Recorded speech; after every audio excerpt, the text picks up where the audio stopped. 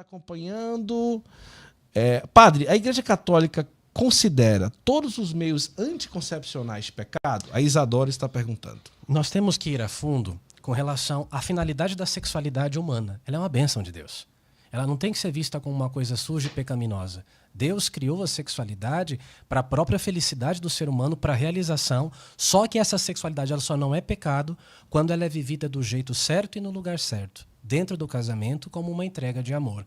Sobre isso, São João Paulo II tem uma obra maravilhosa chamada Teologia do Corpo, que vale a pena a gente aprofundar. Eu falava agora há pouco na pergunta sobre a Santíssima Trindade, que a Trindade Santa ela habita em nós.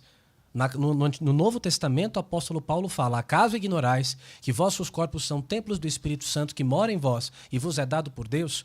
Sabendo que o ser humano é criado à imagem e semelhança de Deus e que o corpo dele é templo santo da Santíssima Trindade, santuário do Espírito, o ser humano é chamado a usar o seu corpo como um instrumento de santificação. A sexualidade dentro de um casamento abençoada por Deus, ela também é local da santificação. E o Catecismo da Igreja Católica ensina que a primeira finalidade do matrimônio é a dimensão unitiva dos esposos, que eles possam ter a relação e que essa relação ela seja produtora de vida.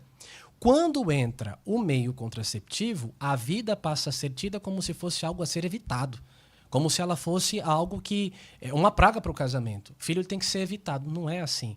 Você está indo contra o plano de Deus. Então, o meio anticoncepcional, e Paulo VI sofreu muito com isso, quando publicou a Humanae Vitae, ainda na década de 70, no meio de toda a explosão da revolução sexual, tudo aquilo que a igreja passava no pós-concílio, mas tanto o magistério de Paulo VI, quanto o magistério do Papa João Paulo II, na Familiares Consórcio, em tantos outros pronunciamentos de bioética, Bento XVI e Francisco fala muito sobre o valor da vida. Nós temos que, a pergunta talvez não seja todo meio anticoncepcional é um pecado. Veja, o que é um meio anticoncepcional? Ele está tentando colocar uma barreira naquilo que Deus fez.